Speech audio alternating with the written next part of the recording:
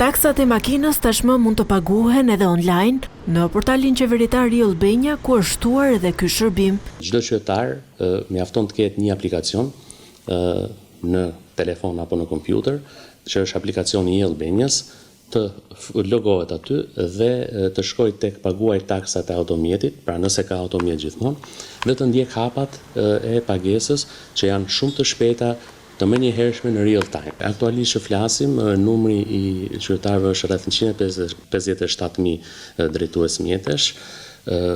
Kjo është një risi patjetër dhe i lehtëson jetën qytetarit në raport me automjetin e tij, duke qenë se pagesa taksave deri dje ofrohej vetëm në sportelet e drejtorisë rajonale të shërbimit transportit rrugor. Detyrimi do të mbahet nga llogaria bankare e individit. Siguria është maksimale.